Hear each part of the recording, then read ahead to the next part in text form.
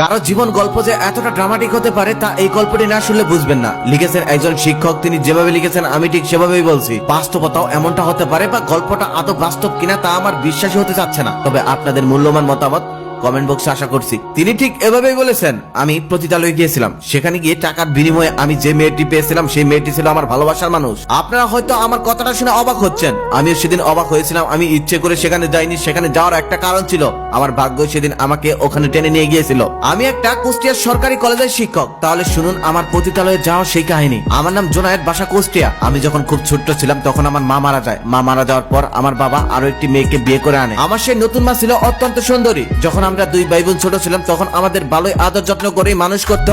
তবে আমরা যতই বড় হচ্ছিলাম ততই আমাদের উপর অত্যাচার বেড়েই যাচ্ছিল। আমার বাবা আমাকে স্কুলে ভর্তি করিয়ে দেয়, কিন্তু সৎ মা স্কুলে যেতে দিত না। আমার আপুকে দিয়ে বাড়ির সমস্ত কাজ করিয়ে নিত। এত কাজ করতে করতে আপুর খুব কষ্ট হতো। সারাদিন আমাদেরকে দুই বেলা খাবার দিত, তাও অল্প একটু। আমার বাবা এসব কিছুই জানতো না, কারণ সে ভোরবেলা দোকানে চলে যেত, রাতের বেলা বাসায় ফিরত।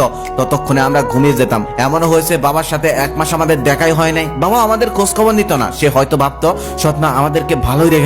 আপুকে দিয়ে বাড়ির সকল কাজ করিয়ে নিত। সকালবেলা গোয়াল থেকে গরু ছাগল বের করা, বাড়ি ঘর ছাদ দেওয়া, থালা বাসন পরিষ্কার করা, রান্না করা, সমস্ত কিছু ওই ছোট্ট মেয়েটাকে দিয়ে করানো হতো। যদি কখনো আপুর একটু কাজ করতে দেরি হতো তখন তাকে অনেক মারধর করতো। তখন সে কান্না করতো। আর মায়ের সময় আমি যদি কখনো কাছে যেতাম তাহলে আমাকেও মারতো। তাই আমি ভয়ে কখনোই তার কাছে যেতাম না। একটা গেরস্ত বাড়ির যত কাজ তার সমস্ত কাজ আপুকে দিয়ে করানো হতো। আমাকে দিয়ে গরু ছাগলের ঘাস কাটানো হতো ও গরু ছাগল নিয়ে মাঠে পাঠিয়ে দেওয়া হতো। আর আমরা যদি কখনো কাজ না করতে চাইতাম তাহলে আমাদেরকে প্রচুর মারধর করতো। এমনকি ঠিক মতো ভাতও খেতে দিত না আমাদের। আপুই মাছ মাংস রান্না করতো, কিন্তু আমাদের কপালে জুটতো ডাল ভাত, তাও আবার অল্প, যেগুলো খেয়ে 3 গ্লাস পানি খাওয়া লাগতো। আবার সৎ মায়ের পরিবার থেকে মাঝে মাঝে আত্মীয় আসতো, মিষ্টি ফলমূল অনেক কিছু নিয়ে আসতো, তবে আমাদের কখনোই দিত না। ছোট ছিলাম তো তাই লোভ হতো। একদিন আমি আর আপু 2টি মিষ্টি চুরি করে খেয়েছিলাম, তবে শান্তি পাইনি। সেই মিষ্টি খাওয়ার পর মা জেনে যায় আর প্রচুর মারধর করে আমাদের। বিশ্বাস করেন তারপর থেকে আমি আর জীবনে কখনো মিষ্টি ছুঁয়ে দেখিনি। সৎ মা আমাদের সাথে বাবার সামনে একটু ভালো আচরণ করলেও বাবার অগোচরে চলতো এরকম কঠিন অত্যাচার। আমি কখনোই নিয়মিত স্কুলে যেতে পারতাম না। মাঝে মাঝে স্কুলে যেতাম আর রাতে লেখাপড়া করতাম আর দিনে করতাম সমস্ত কাজ। এভাবে চলে গেল কিছু বছর। আমি তখন ক্লাস 9-এ পড়ি। এত বড় হয়েছি, তবে কখনোই আমাদেরকে নতুন পোশাক কিনে দেওয়া হতো না। বাবা যদি কখনো মাঝে মাঝে কিনে দিত তাহলে মা সেটা নিয়ে যেত, আমাদেরকে পড়তে দিত না। আপু এত বড় হয়েছে তারপরেও কখনোই তাকে একটা ভালো পোশাক পরতে দেওয়া হতো না। সবসময় নোংরা পোশাক পরিয়ে রাখতো। আমার তখন 15 বছর বয়স, তবে 10 বছরের মধ্যে এমন একটা দিন খুঁজে পাওয়া যাবে না যেদিন আমি সৎ মায়ের হাতে মার খাইনি। আমাদের অত্যাচার আরো বেড়ে গেল যখন সৎ মায়ের ঘরে আরো একটি কন্যা সন্তান জন্ম নিল। আমাদের সেই ছোট্ট বোনটাকে আমার অনেক ভালো লাগতো, তাই চারপাশে ঘোরাঘুরি করতাম। কখনো কোলে নেওয়ার সাহস পেতাম না। একদিন সাহস করে কোলে নিয়ে একটা চুমু খেয়েছিলাম। তারপর যেই ঘটনা হয়েছিল সেটা আমি কখনোই ভুলতে পারবো না।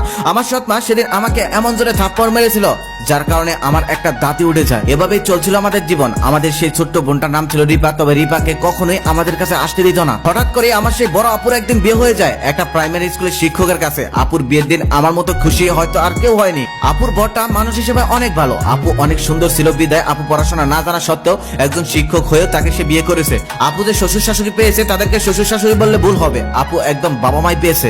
আপু অনেক সুখে আছে, এগুলো সৎ মায়ের সহ্য হতো না। আপুর বিয়ে হয়ে যাওয়ার পর আমার অত্যাচার আরো বেড়ে যায়। আমাকে মেয়েদের কাজগুলো এখন করতে হয়। আমি সেই সমস্ত কাজ করার সময় আমার ছোট্ট বোন রিপা যদি আমাকে হেল্প করতে আসতো তাহলে মা ওকে বকা দিত আর বলতো ওই অপরাধের কাছে কখনোই যাবি না, গেলে তোকে মেরেই ফেলবো। আমাকে আমার সৎ মা কেমন খাবার দিত রিপা তো সব জানতো। রিপা আমার সৎ বোন হলো আমি কখনোই ওকে সৎ চোখে দেখিনি। আর রিপাও আমাকে অনেক ভালোবাসতো, কখনোই সৎ ভাই হিসেবে দেখেনি। রিপার রুম থেকে আমার রুমে আসার একটা দরজা ছিল। প্রত্যেকদিন রিপা ওর খাবার বেশি বেশি নিয়ে রুমে আসতো।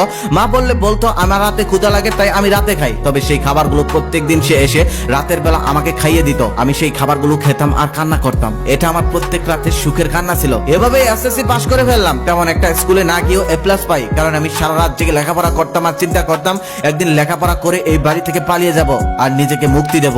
আমি সবসময় ভাবতাম ইন্টার পাসটা কোন রকম করেই বাড়ি থেকে আমি পালাবো।